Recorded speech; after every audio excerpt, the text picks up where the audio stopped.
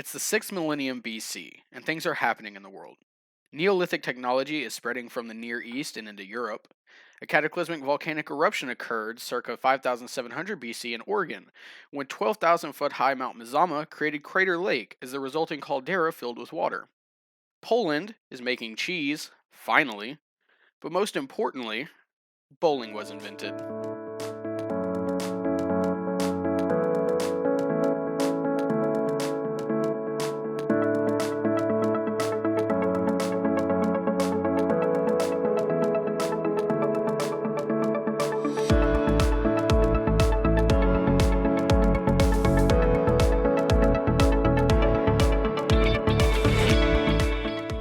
Around 5400 BC, Egyptians started throwing balls into objects with the goal to knock them down.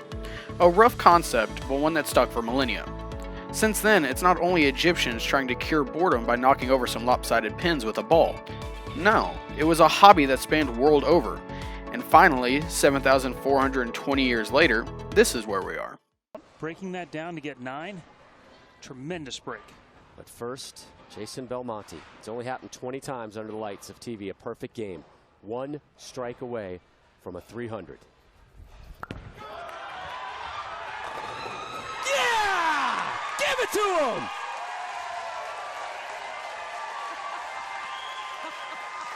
Oh my goodness. That was the 21st perfect game bowled on live television. That bowler is the world's best, Jason Belmonte. He is known through all the bowling communities as the GOAT. But how did he get there? How is he the best? Well, he started like everyone else, by going to their local bowling alley.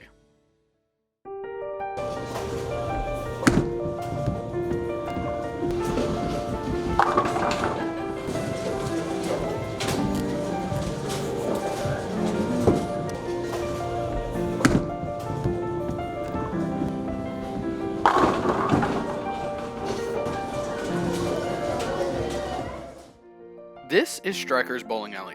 You can find it at 3700 West Main, Russellville, Arkansas. Boasting 28 lanes, Striker advertises family fun, wholesome atmospheres, and great memories. This is Holton Lee, Striker's owner. Holton's the kind of guy to take a passion to the next level, hence being a bowling alley owner. I have been bowling for about 15 years. I started bowling when I was 15, and I'm 32 now. And just got into bowling from a mentor of mine that he just started taking me bowling. He was in college, I was in high school, and he just started taking me bowling. It's just kind of something him and I enjoyed together. Well, when it became, it was just a hobby for, like I said, for a very long time. And then about 2 years ago, I had the opportunity to buy this and that to make it my passion. And so I have to say now that I don't bowl as much as I would like to because I'm always working, but I still do enjoy bowling. Holton's passion surrounding the bowling alley is apparent, and clearly people are still coming through the doors. So what makes a bowling alley appealing? What makes a bowling alley a bowling alley?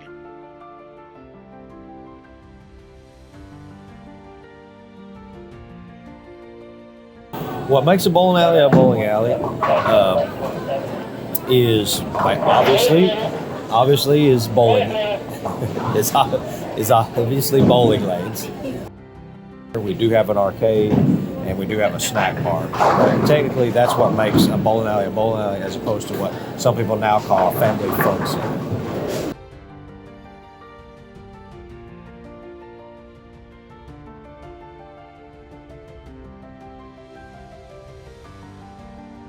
If you've ever been to a bowling alley, this is stuff you've already seen.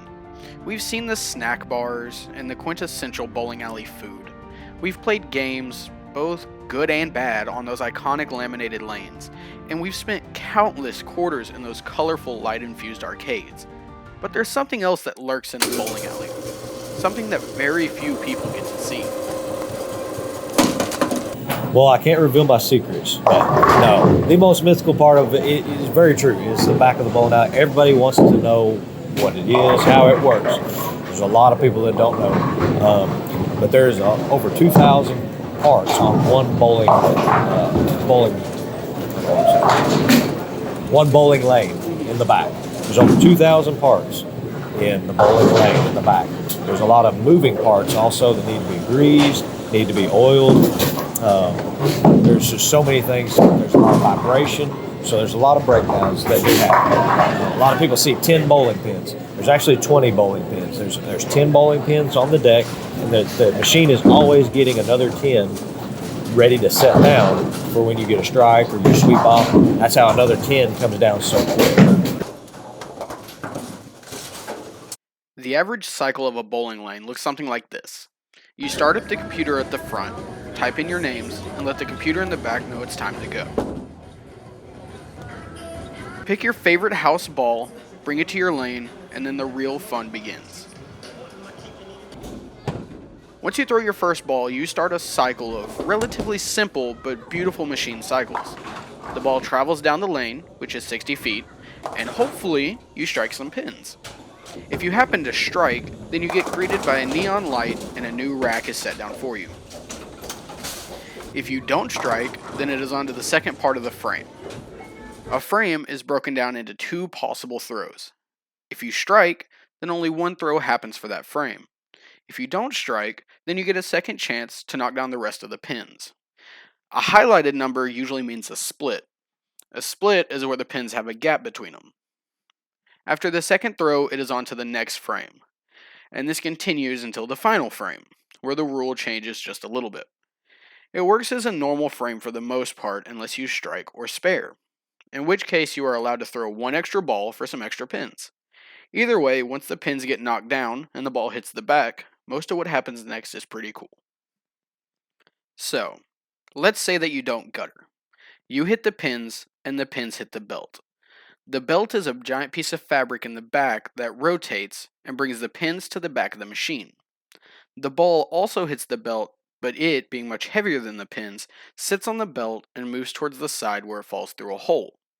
This hole takes it up a ramp, down another ramp, and then through a long wooden corridor that usually ends by your lane. It's called a ball return. The pins, however, continue on their journey. They get picked up one at a time by a rotating drum at the very back of the machine. These pins are set into divots that carry them to the top, where they meet yet another belt. This belt carries the pins from the drum to their positions in the pin setter, where they sit ready for their next round. All of this is done before you throw your next ball.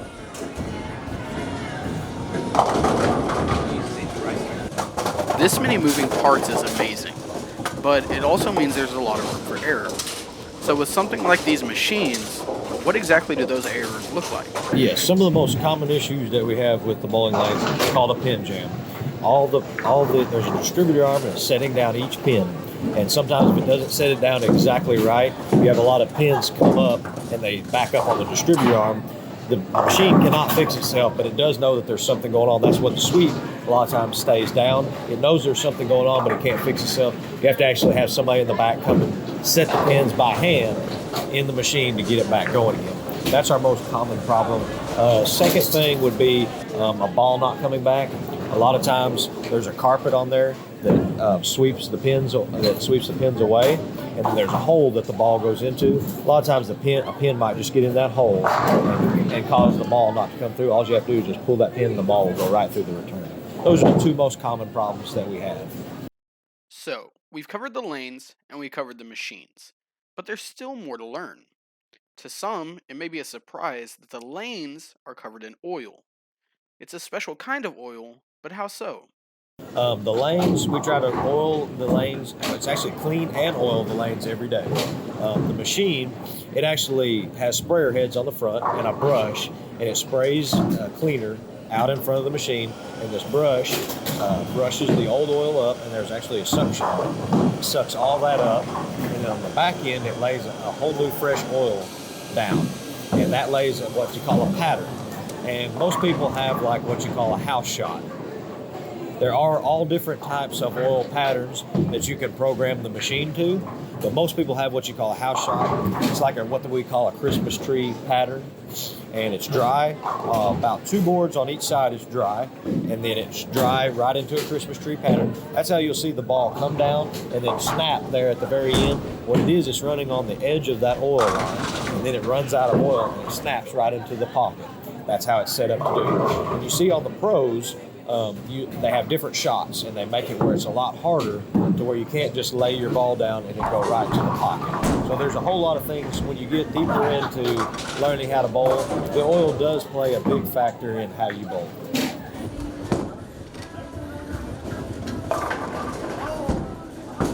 So now that oil is out of the way, there are still two pieces to the puzzle that most people never stop and think about.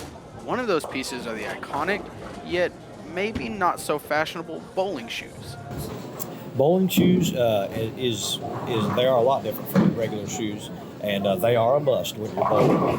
A lot of people don't know, but when you come up to bowl, you slide. A lot of people don't know that, and they think, well, they can just wear their regular shoes. If you run and have your regular shoes, when you come up to bowl, you're going to stick, and you're going to fall down. So number one, it's a safety hazard. Number two, you can't wear your regular bowling shoes out on what we call the approach, is where you stand out on the approach, because your rubber from your shoes can build up on the approach, and so the next guy that comes in to bowl, if he tries to slide and sticks on that rubber, he's going to fall. So it's a lot about safety for you and the next bowler. The reason bowling shoes slide so well is because of their soles. Bowling shoes are unique in that they have leather soles which create less friction against the approach. With shoes now out of the way, that leaves us the last key piece of bowling, the bowling balls themselves. There's a big difference between a house ball and your own ball that you buy from a pro shop. A house ball is just basically made out of plastic, and it's made really durable for the lane and made to last a long time. The holes are just made for just about anybody to be able to grip the ball and play, as opposed to a ball that you buy at a pro shop. It is made with reactive resin. Okay, it's made to grip the lane. So that's when you see on TV or anybody, you see the ball just snap in. That is not, a house ball cannot do that unless you put a lot of force on it. That is how the ball is made. Also, that ball is drilled specifically to you. You actually take measurements from your own hand from the pro shop, and so that ball is custom fit to you, and so you get used to it. And so that's how the most consistent way that you become a good bowler is buy your own shoes and buy your own ball. That gives you comfortability, and it gives you, like I said, you don't have to look for a new ball every time you come to the bowling alley. You have your ball right there ready to go, and it fits like a glove. So, after a great day of learning and bowling, what else is there to do? Well, no bowling trip is complete without dumping quarters into the arcade.